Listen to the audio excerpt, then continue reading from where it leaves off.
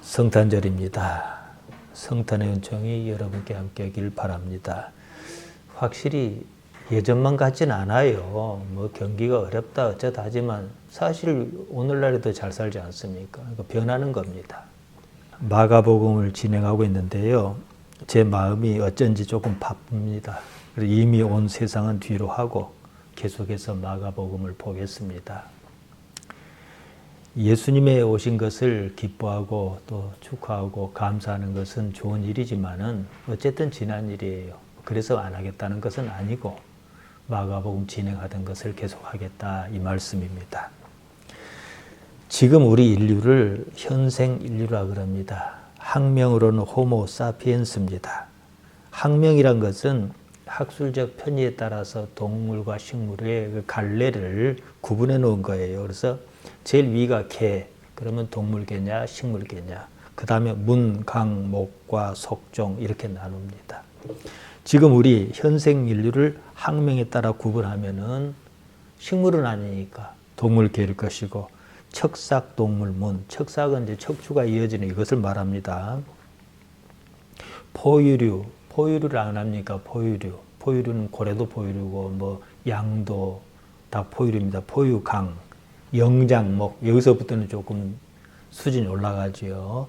사람 상과, 호모속, 사피엔스 종 이렇습니다. 고고학 발견에 따라서 우리 같은 현생 인류가 딱 한 종밖에 없어요. 현재 살아남은 것은요. 그런데 우리와 같은 이런 인류가 살 당시에 우리만 있었던 건 아니었단 말이에요. 6종이 함께 있었습니다. 그러니까 6종의 호모속이 있었지요. 호모속에 속한 다른 종은 모두 사라졌습니다. 멸종했습니다. 호모사피엔스, 지금의 인류만 살아남았다 이 말씀입니다. 여기에 대하여 어째서 그랬을까? 학자들이 많이 궁금했습니다. 서로 교차해서 살았으니까 생활 방식이나 터전이 서로 비슷비슷하단 말이에요. 그러니까 살아남기 위해서 우수한 종이 자기보다 못한 종을 막 죽여버렸을 것이다. 보통 이렇게 생각했단 말이에요. 그렇지 않다는 것입니다. 이스라엘의 히브리 대학교 역사학자 유발 하라리는 다른 이유를 제시했습니다. 이렇게 말했어요.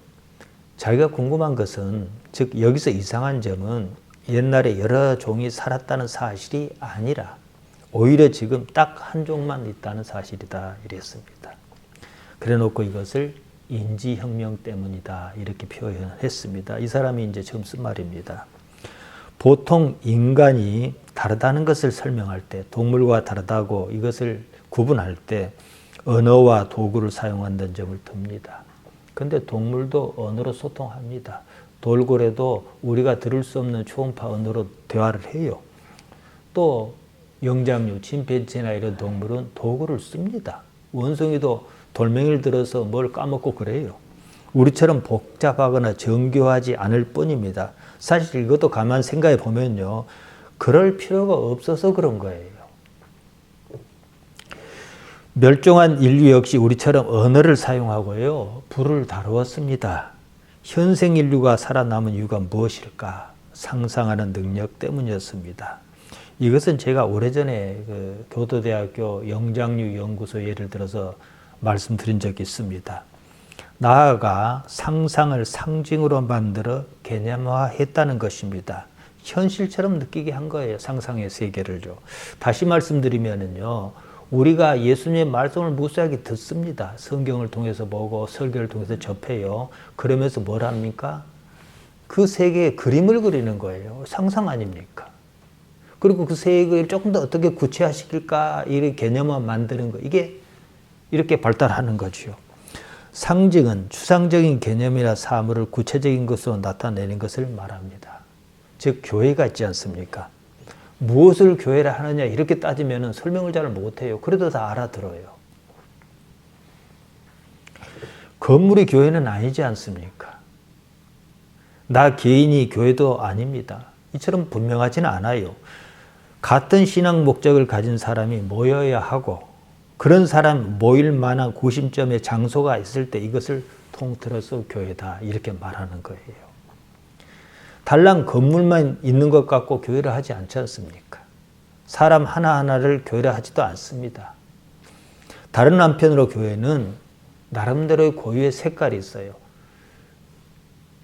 절은 이 건물을 또 절이라도 한단 말이에요. 근데 교회는 조금 개념이 다릅니다. 근데 여기서 나름대로의 어떤 색깔이 있고 종교적 의무를 수행합니다. 이것을 개념을 구체화합니다. 이런 것이 상징이에요. 상징은 상상력에서 나옵니다. 상상력은 실제로 경험하지 않은 현상이나 사물을 마음속으로 그려보는 능력입니다.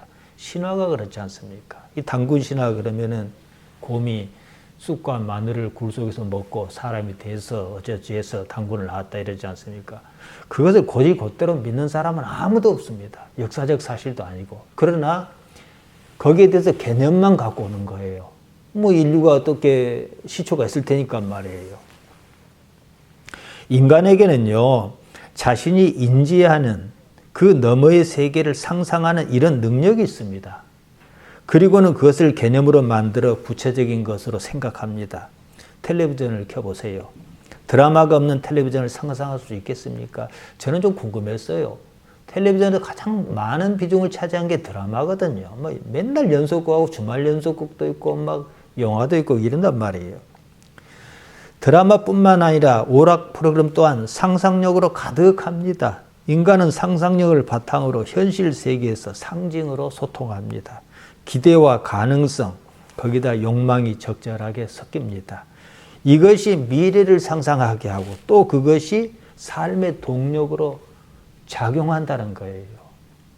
고추를 심으면 고추가 다 익었을 때를 상상하지 않습니까? 우리 인류는 그렇게 살아남았습니다.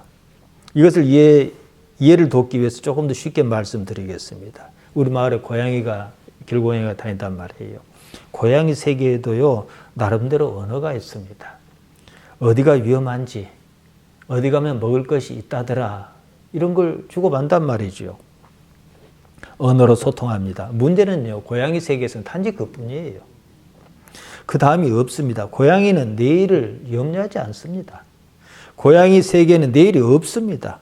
내일은 실제 세계가 아니라 상상의 세계예요. 인간에는 이 세계가 있어요. 그렇기 때문에 이 때문에 고민도 하고 고통도 겪어요. 이게 마태복음 6장 34절에서 내일 일을 염려하지 말라, 이렇게 이 말씀은 실제 상황이기도 하고 반어적 상황이기도 해요. 예수님께서 이 말씀하신 이유지요. 우리 인류는 언어의 상상력을 보태 소통했습니다. 상상력을 기반으로 자기 경험과 새로운 정보를 전달하고 남겼단 말이죠. 고추를 심습니다. 고추를 심어도요, 똑같이 심지 않아요. 현생 인류는요. 모든 경험을 동원해요. 실패도 경험이고 남이 한 것을 본 것도 경험이고, 요새는 요리도 모르면 어떻게 해요? 유튜브 찾아보면 누군가가 했어요. 된장국을 어떻게 맛있게 끓이는가. 이게 다 경험입니다. 모든 경험을 동원합니다. 그리고 더 나은 세계를 상상하면서 자기 나름대로 새로운 시도를 또 하는 거죠. 게으른 사람이 문명을 바꾼다 그럽니다. 이 코미디언 전유성 씨라고 이 사람이 금년에 73쯤 됐는데 우리나라 요새는 코미디 프로그램이 다 없어져 버렸습니다만 이 사람이 사실 코미디 대부예요. 그가 쓴 책에 그 비슷한 말을 하더라고요. 지금은 누구나 다 TV를 켜고 채널을 바꾸고 소리를 키우거나 줄일 때 리모컨을 씁니다. 예전처럼 TV 가까이 가서 이렇게 채널을 돌리거나 뭐 소리를 줄인다거나 이러지 않아요. 그런 것이 가서 채널을 바꾸고 소리를 줄이고 켜고 이것이 전혀 불편하지 않다면, 즉 상상력이 없으면 리모컨이란 문명은 없습니다. 이게 별것 아닌 것 같지만은 이것이 오늘날 인류가 되게 만들었고 이것이 또 어떤 세계로 가게 한다는 거지요. 뜨뜻한 방바닥에 들어놓은 TV를 봅니다. 일어나서 채널을 바꾸러 가기가 싫습니다. 그런 사람이 TV를 가까이 안 가고 채널을 바꾸는 방법이 없을까 상상한 거죠. 상상력이 작동해서 세상을 바꾸는 겁니다. 상상력은요, 지금 사는 이 삶이 불편할 때, 만족스럽지 않을 때 작동해요. 사는데 아무런 불만이 없어요. 상상력은 그다지 필요하지 않습니다. 상상력을 뭉뚱그려 개념화한 것이 바로 상징입니다. 때문에 상징의 힘은 막강합니다.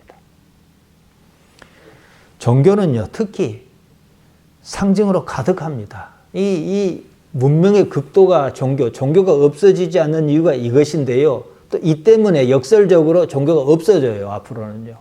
아주 나중에는요. 물론 종교가 무엇이냐 이것도 생각해야겠습니다만은 우리 강단에 십자가가 걸리지 않았습니까? 십자가는 이미 우리 의식 속에 상징으로 자리 잡고 있단 말이에요. 여기다 아무리 예수님께서 못 박히신 모습을 덧씌우려 해도 우리 의식에 이미 새겨진 상징을 뛰어넘기 어렵습니다. 왜냐? 상징이 하루아침에 만들어지지 않았거든요. 종교는 어떠한 사실에 무슨 의미를 부여하고 그것에 목을 매는 경우가 참으로 많습니다. 과학이 그렇게 발달해도 종교가 없어지지 않는 이유가 이 때문입니다. 상징이 사라지는 날 인류는 스스로 멸망의 길을 택할 것입니다. 무슨 말씀이냐? 더 이상 기대할 것도 없고 더 새로울 것도 없어요. 앞서 현생 인류 말고 다른 6 속에 속하는 인류가 있다고 말씀드렸어요. 모두 멸망했다 이 말이에요. 자, 그러면 여기까지 왔을 때 말이에요. 아마겟돈으로 멸망하든 어떻게 멸망하든 멸망한다고 자꾸 그럽니다. 과학 때문에 멸망한다는 사람도 있고요. 성경도 멸망을 말하고요. 근데 그때는 무엇으로 살 거냐는 거예요. 아무것도 기대할 것도 없고 새로울 것도 없는데요. 상징은요, 상징 그 이상의 것은 아닙니다. 상징이 실제는 아닙니다. 우리는 그 이상의 세계, 실제 세계를 추구한다는 거예요. 그러니까 성경에서 멸망은 그냥 싹 없어지고 만다는 걸 말하지 않잖아요. 어떤 부류의 인류는 그것을 뛰어넘는다는 걸 말하지 않습니까? 종교에서 금식은요, 대단한 상징입니다. 유대인에게 금식은요, 우리가 생각하는 그 이상의 의미였습니다. 인간의 생존을 위한 가장 기본적이고 중요한 욕구가 뭡니까? 먹는 것 아니겠습니까? 그런데 먹을 수 있는데 없어서 못 먹는 게 아니에요. 스스로 배고픔을 감수합니다. 이보다 더 중요한 가치가 무엇이냐에 대한 것이 금식이란 것이요. 간단히 말씀드려 그냥 기도하는 것과 금식하며 기도하는 것, 이 둘 사이 어떤 차이가 있겠습니까? 그러면 여러분은 개념으로 와닿을 겁니다. 기도는 관념적 행위예요. 기도 자체만 갖고는 딱 짚히는 게 없어요. 자기 생각에 이럴 것이다 이것밖에 없어요. 이 기도라는 행위를 하기는 하는데 지금 내가 한다는 행위에 대해서 물리적으로 와닿는 게 없습니다. 그냥 일정 시간 지내는 거예요. 거기에 또 그러다 보니까 자기 감정에 얽매기 십상입니다.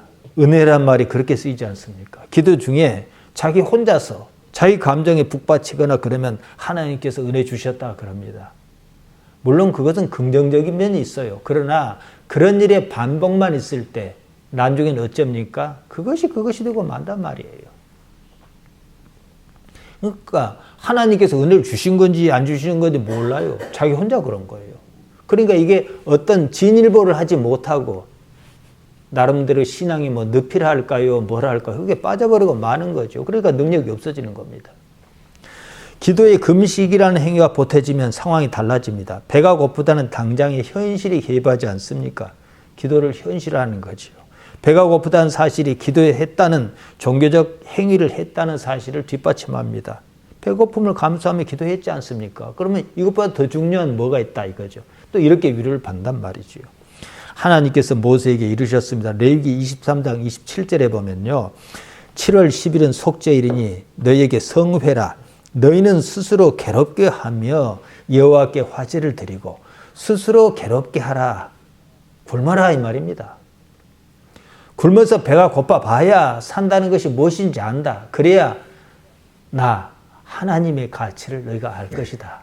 너를 내가 어떻게 살렸느냐는 거예요. 광야에서요.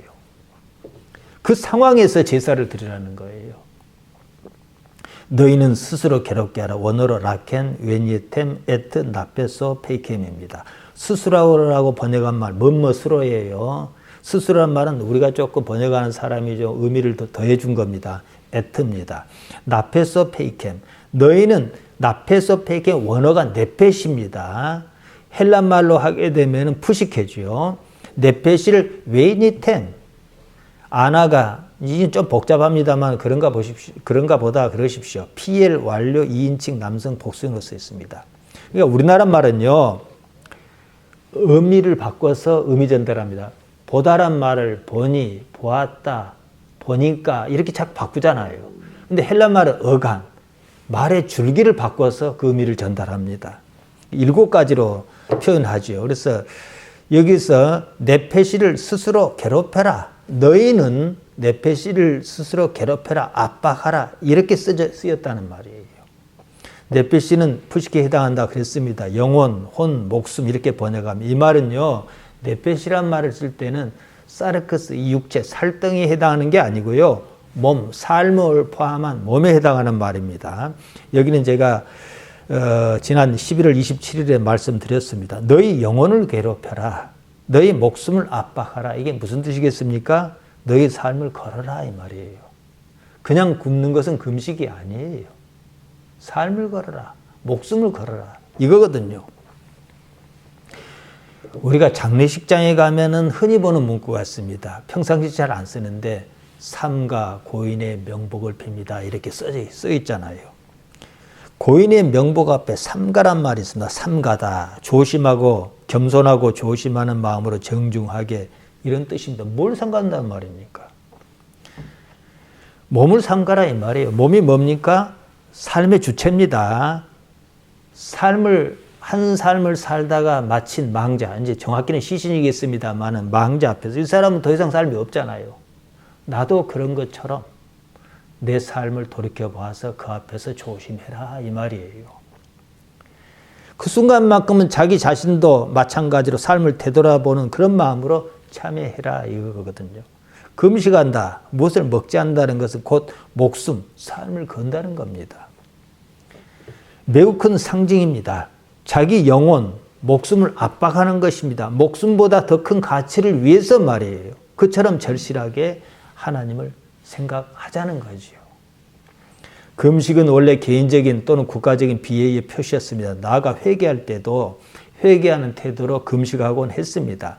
나중에는 국가적 순환을 기념해서 1년에 4차례 금식일이 있었습니다. 제가 예배 시작하면서 읽어드렸습니다. 이것이 나중에는 종교적 행위로 나타나고 일주일에 2번씩 금식했습니다. 누가복음 18장 12절에 나오죠. 나는 일회에 2번씩 금식하고 또 소득의 11조를 드리나이다. 바리새인이 한 말이에요. 일회에 2번씩 금식하고 소득의 11조를 드리는 것은 당시에 종교를 가진 사람의 의무였습니다. 그러니까 금식이 뭐예요? 11조만큼 중요했다 이 말이거든요. 요한의 제자도 금식했습니다. 바리새인도 금식했습니다. 당연했습니다. 그런데 어떤 사람이 보니까 이상한 거예요. 왜 당신의 제자는 금식 안 합니까? 왜 종교적인 것을 위배합니까? 이 얘기거든요. 예수님께서 혼인이 있는 집을 예로 들어 대답하셨습니다. 유대인의 혼인잔치는 일주일 정도 이어졌습니다. 옛날에는 더 세게 했던 모양이에요. 마지막 날에는 친구들이 신랑을 신부방에 데려다 주고 떠납니다. 잔치가 열리는 동안에는 금식하지 않았습니다. 신랑을 데려다 주고 이별한 후에 금식했습니다. 유대인의 이런 관습을 그대로 인용하여 말씀하신 것입니다. 예수님께서는 당신 자신을 신랑에 비유하셨고 그리고 지금 상황을 혼인잔치에 비유하신 거예요. 그러니까 우리가 생각하는 신랑 신부 이 개념이 아닙니다. 원래 다른 그들의 관습 속에서 그 혼인 문화 속에서 봐야 하는 거예요. 그러니까 오늘 그 말씀 바리새인이 그 얘기하는 것에 대해서는 말이에요. 정확한 1:1 비유는 아니에요. 큰 덩치를 가지고 말씀하신 거거든요. 우리로서는 이 말씀에 대해서 별로 거부감이 없습니다. 당연한 듯이 이해해요. 우리는 이미 십자가 사건과 부활 사건이 지난 후에 당시 과거로 올라간 셈이기 때문에 그렇습니다. 당시 유대인으로서는 이해할 수 없었어요. 실제로 혼인잔치가 벌어진 상황이 아니었습니다. 그러니까 이렇게 비유를 해도 모르지요. 그냥 그런가 보다 하고 사실 넘어가는 거지요. 마가복음서를 기록했을 때도 마찬가지였습니다. 마가는 십자가와 부활 사건 이미 겪은 터에 기록한 거거든요. 예수님과 관련한 사건이 무엇이었는지 이해하고서 복음서를 기록했단 말이죠. 이런 상황을 이해하고 봐야 합니다. 혼인집 손님이 신랑과 함께 있는데 어떻게 금식할 수 있겠느냐? 마가는 지금 알고 있죠. 그리고 옛날을 거슬러 쓴 거지요. 예수님께서 당신 자신을 혼인집 신랑으로 그리고 예수님의 제자를 신랑의 친구로 비유하셨단 말입니다. 이런 상황에서는 금식이 필요하지 않다. 실제로 예수님께 십자가에 달렸을 때 신랑을 빼앗겼을 때 그 기분을 이해할 수 있어야 하는 거지요. 유대인의 관습을 그대로 가져다 말씀하신 것입니다. 자칫 난찬지경에 빠질 뻔했습니다. 엄밀히 말하자면 이런 상황을 아주 교묘하게 좋게 말하면 매우 지혜롭게 대처하신 것입니다. 예수님 입장에서는 근거가 없는 것도 아니었으니 말이죠. 어떻게 보든요, 금식은 극한 슬픔의 표현, 더 중요한 것이 있다. 이 개념에서 시작했습니다. 우리가 그렇지 않습니까? 아주 큰일을 당했는데 무슨 입맛이 있겠습니까? 이것이 종교적 상징으로 발전한 것입니다. 이 두 가지 개념이 뒤섞여 교차합니다. 마가복음 2장 20절입니다. 그러나 신랑을 빼앗길 날이 이르리니 그날에는 금식할 것이니라. 우리는 답을 봤으니까 알아요.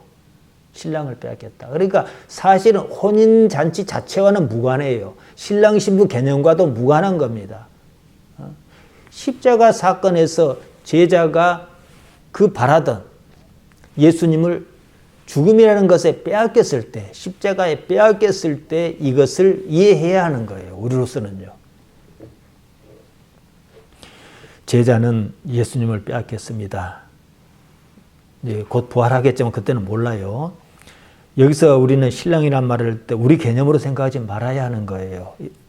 우리 머릿속에는요, 유대인의 혼인집, 그리고 그보다도 더 중요한 그것은 비유란 말이에요. 십자가 장면을 생각해야 한다는 거죠. 지금은 말고 그날에는 울어라. 그때는 애통해라. 금식은 그때 하는 것이다. 자, 금식의 기본이 어디로 와요? 종교적 행위로 발전하기는 했지만 원래는 삶이 없는 거예요. 제자는 예수님을 만나 함께 했습니다. 그러는 동안은 마치 혼인잔치 그런 집처럼 좋았단 말이죠. 전혀 다른 삶을 살았습니다. 어부, 베드로나 이런 사람 어부였지 않습니까?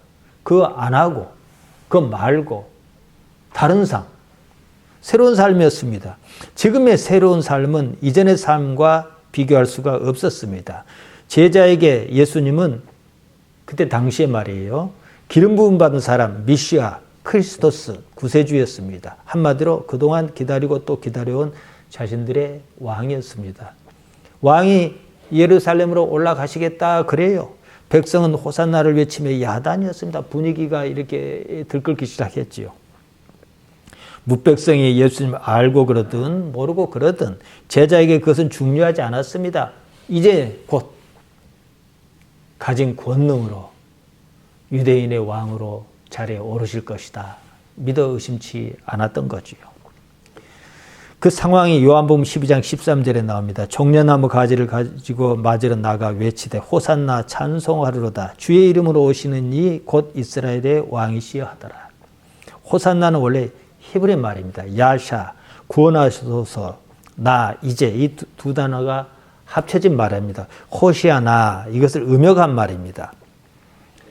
호시아는 야사가 히필령, 아까 제가 말씀드렸죠. 어간의 변화라고 사형 능동으로 쓰였습니다. 그러니까 이 말 호시아나는 그가 구원하게 만들어졌다는 거예요.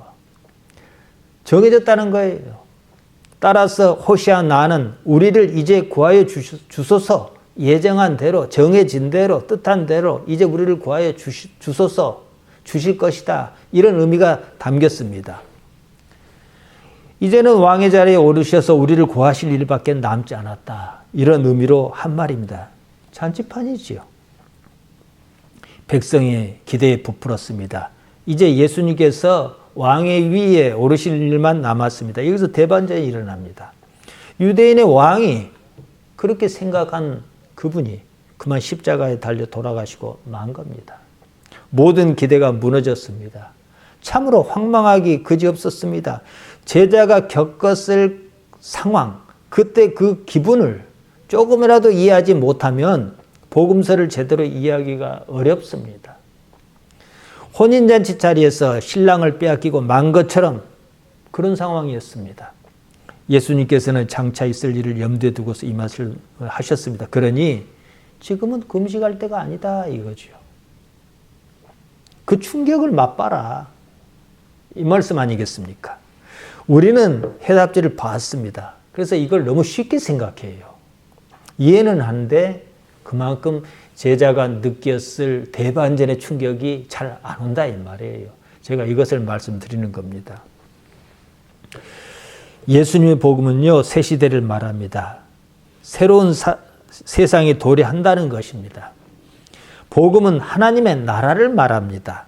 하나님의 나라는 새로운 세상을 말합니다. 예수님께서 십자가에 달리셨을 때 다 이루었다, 이루시지 않았습니까? 요한복음 19장 30절입니다.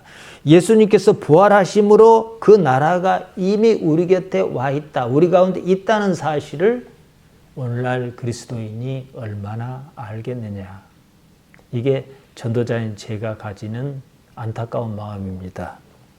복음을 전하실 때 이리 말씀하셨습니다. 누가복음 12장 32절입니다. 적은 무리여 무서워 말라. 너희 아버지께서 그 나라를 너희에게 주시기를 기뻐하시느니라. 그러니까 계속 그 나라가 이미 와 있다는 사실을 자꾸 예고하시면서 제자를 이끌어 가셨다는 거죠.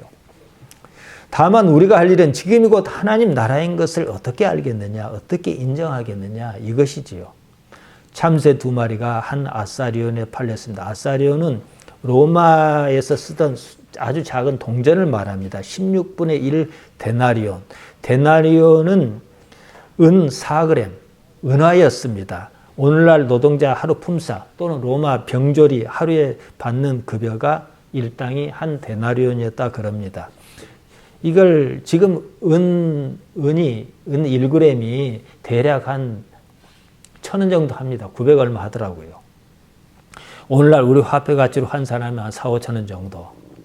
지금은 참새를 잡아먹을 일이 없습니다만은 옛날에는 포장마차에서 참새구이가 있었습니다.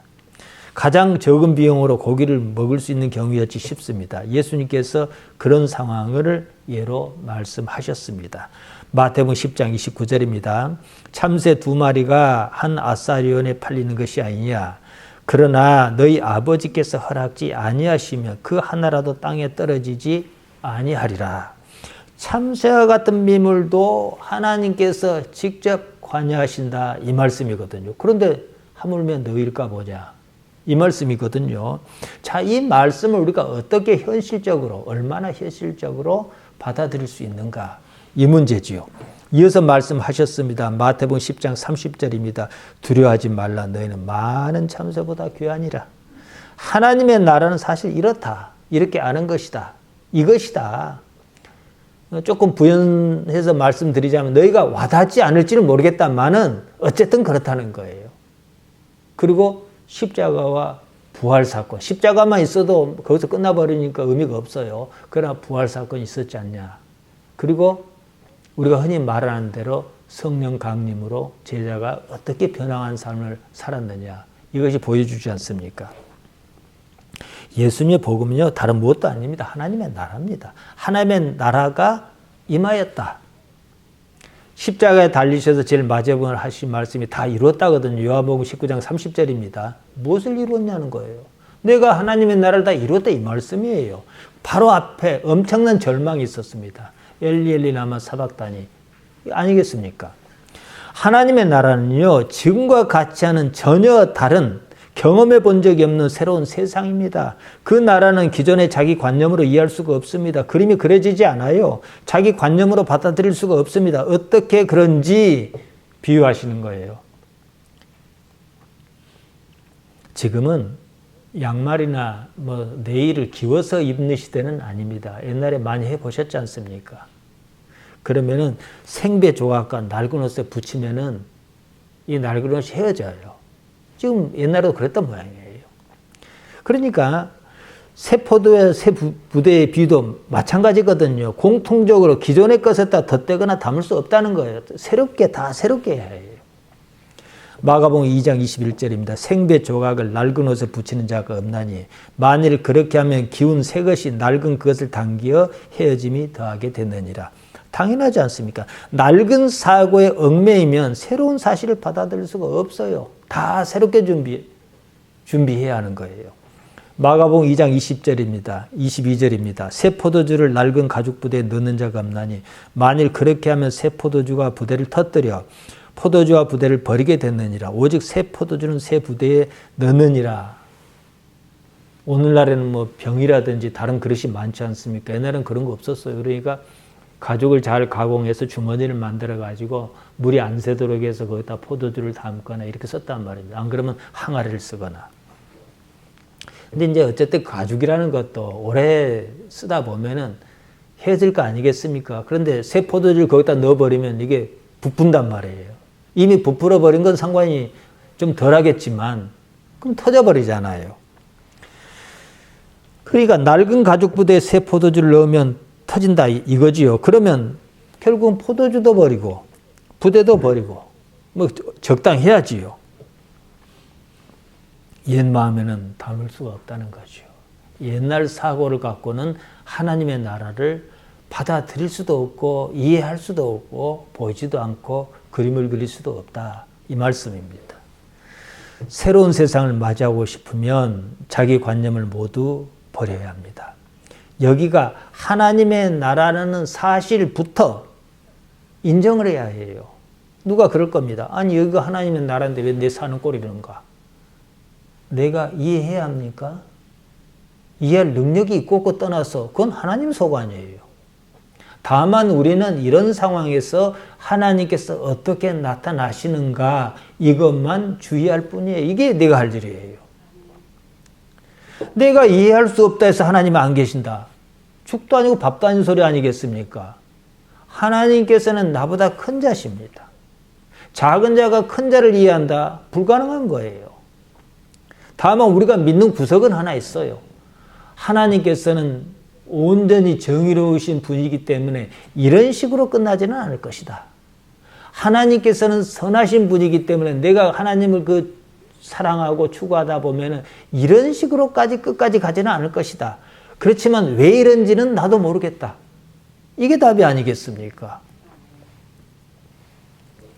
여기에는 이유가 있을 것입니다.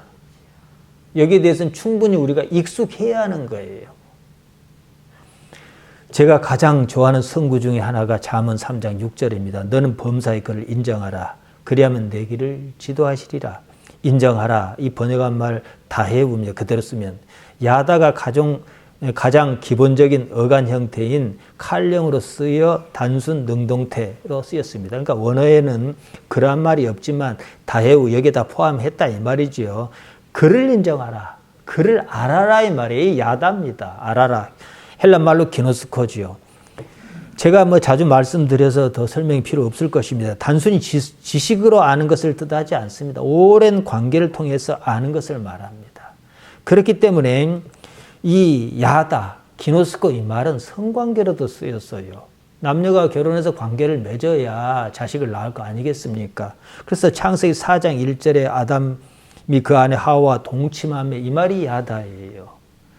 또 누가복음 1장 34절에 마리아가 천사에게 말합니다. 나는 사내를 알지 못하는데 사내와 관계를 가지지 않았는데 어떻게 내가 임신할 수 있느냐 그랬단 말이죠.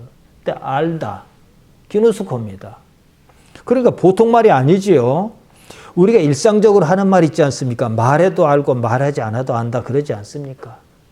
이미 통달한 거죠. 이게 바로 야다, 기노스코가 가지는 의미에 가깝습니다. 다시 말씀드리자면 나는 내 삶에서 하나님을 안다 할 수 있는가 이 말이에요. 적어도 이 정도에는 와야 그 나라를 안 가본 나라를 그릴 수가 있다 이 말이지요. 그 나라를 그릴 수 있는 사람이 이 세상을 어떻게 살겠습니까? 여기에 매여 살겠습니까? 아니지요. 제가 종종 말씀드리는 게 있습니다. 사도행전에 나오는 제자나 복음서에 나온 제자나 그 사람이에요. 그리고 시간도 길지도 않아요. 전혀 다른 사람이잖아요. 이렇게 사는가 이 말이에요. 그들은 도대체 무엇을 보았기에 완전히 그렇게 다른 사람으로 살 수가 있는가?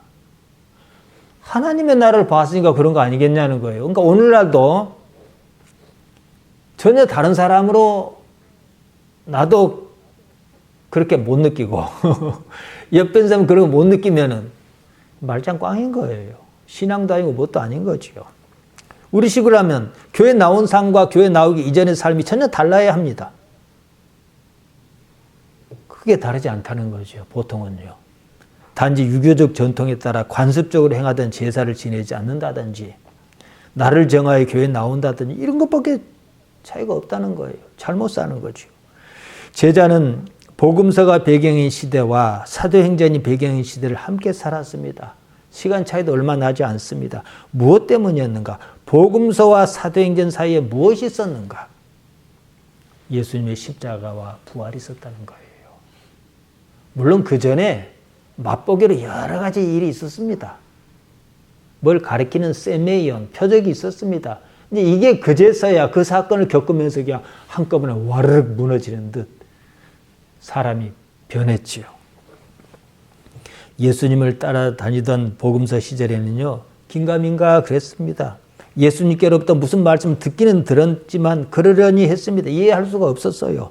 당장 예수님과 함께하는 것이 좋았고 또 그 때문에 얻는 유익도 있었습니다. 무엇보다도 자기들 방식의 꿈을 가질 수가 있었습니다. 마가복음 10장에 이런 얘기가 나옵니다. 이제 마가복음을 계속 하다 보면 제가 그게 다시 말씀드릴 때가 있을 겁니다. 세베대 아들 야고보와 요한이 예수님께 무엇을 요청했습니다. 마가복음 10장 35절입니다. 선생님이여 무엇이든지 우리의 구하는 바를 우리에게 하여 주시기를 원하옵나이다. 야고보와 요한이 예수님께 무엇을 구했겠습니까? 곧바로 나옵니다. 예수님께서 내가 너에게 무엇 해주길 원하느냐 이렇게 되물으셨단 말이에요. 마가복음 10장 37절에 여짜오되 주의 영광 중에서 우리를 하나는 주의 우편에 하나는 좌편에 앉게 하여 주옵소서 이랬습니다. 자, 야고보와 요한이 생각한 주의 영광이 뭐겠습니까? 앞서 말씀드렸습니다. 예수님께서 유대인의 왕으로 오르시는 거였어요. 그 왕 바로 하나 우편 좌편이 어떤 자리겠습니까? 골고다 언덕의 십자가가 예수님께는 영광이었는데 말이에요. 이들은 생각 안 했습니다. 제자 모두는 그런 상황을 전혀 예상하지 않았습니다. 자기들의 상상력, 기존의 관념을 가지고 바라보다 보니까 예수님께서 대제사장과 장로와 서기관에게 버림받아 죽임을 당하리라 해도 깨달을 수가 없었어요. 자기 관념 때문에요. 자기 상상력이 그걸 막아버린 거지요. 즉 하나님과 생각이 달랐습니다. 나머지 제자가요 똑같았습니다. 야고보와 요한이 한 말을 들었습니다. 이렇게 반응했지요. 마가복음 10장 41절입니다.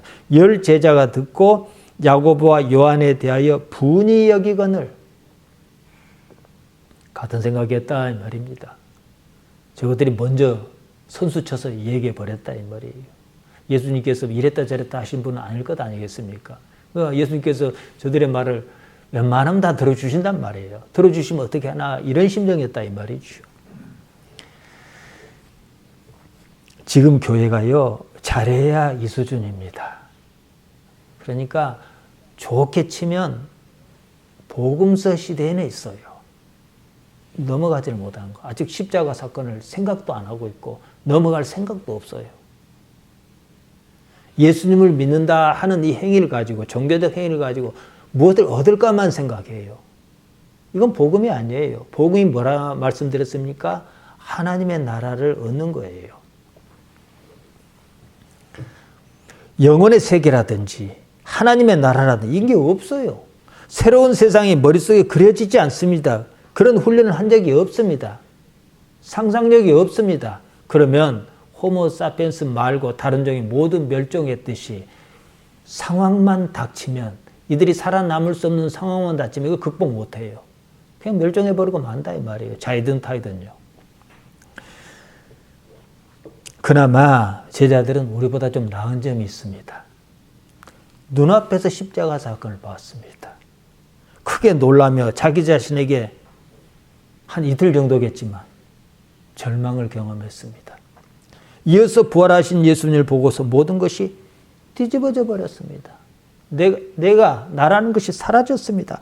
그동안 예수님께서 추구하신 세상이 무엇이었는지 그냥 와락 단박에 깨달아졌습니다. 십자가와 부활, 지금 이것이 우리에게는 없어요. 눈앞의 사건이 아니지 않냐 이럽니다. 이미 지나간 일입니다. 이것이 장점인데도 불구하고 오히려 커다란 약점으로 작용한다는 사실입니다.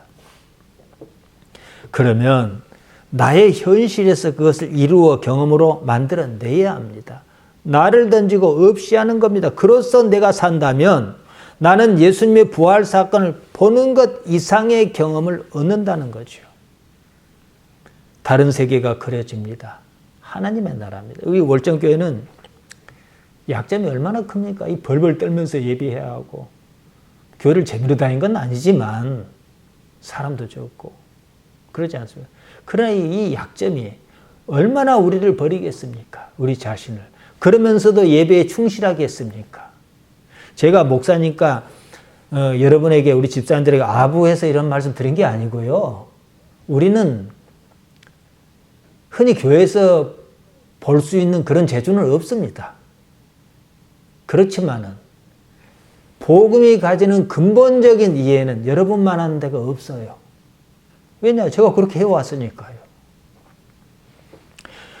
정리하겠습니다. 예수님의 복음은요, 참으로 쉽습니다. 우리는 이미 예수님을 알지 않습니까? 무엇을 배웠습니다. 예배당 헛다닌 건 아니란 말이에요. 나라는 것, 나라고 생각하는 그것만 버리면 그냥 보이는 세상이에요. 살면서 모든 일에서 하나님을 알고 사는 데 출발합니다. 관념의 하나님을 현실의 하나님으로 자기 삶에서 실현하는 거예요. 자, 보세요. 이 삶은요, 내가 선택한 삶이 아니에요. 아마 선택이라도 우리 집사님들 여기 안 계실 거예요. 아마 좋은 집에 계시든지 그러실 거 아니겠습니까? 태어나고 보니까 이 땅 월전이에요. 나는 지금 나에게 주어진 어떤 삶을 사는 거예요. 삶이 주어졌다는 것은요, 나에게 그 삶을 준 주체가 따로 있다는 얘기예요. 우리 부모가 줬습니까? 아니에요. 우주를 창조하시고 섭리하신 그분이 주신 거란 말이죠. 그분이 주셨으면 그분이 책임져야 할 것 아니겠습니까? 이때 내가 할 일은 뭡니까? 그분이 책임지신다는 사실을 믿고 받아들이면 그만이에요. 내가 할 일을 그냥 하는 겁니다. 하나님이시란 말이에요. 그래 놓고 성경을 보고 삶을 보는 거예요. 이 삶이 사람에 따라서는 마음에 안 들 수가 있어요. 근데 다 마음에 안 들어요. 잘 사는 사람도 마음에 안 들고 못 사는 사람도 사실 마음에 안 들어요. 근데 더 힘들게 사는 사람이 있다 그럽시다. 마음에 안 들어요. 그래도 모르는 거예요. 왜 나한테는 이런 삶을 주셨지라고 궁금증을 가지면 그만인 거예요. 그러면 얼마간 시간이 지나면서 하나님께서 나를 깨닫게 해주실 것입니다. 근데 그것을 계속 안 받아들이고 거부하면 어떻게 해요? 그 지질한 삶이 이어질 수밖에 없는 이런 구조라는 거죠. 그러다 보면요, 결국은 보이는 것은 십자가밖에 없습니다. 십자가는 뭐냐? 나를 버리는 거거든요. 나를 부정하는 것이거든요. 이것이 바로 하나님의 도다. 고린도전서 1장 18절 로고스다 이 말이에요.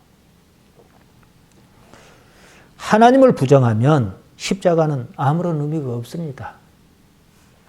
죽음 앞에서는요, 누구나 다 평등합니다.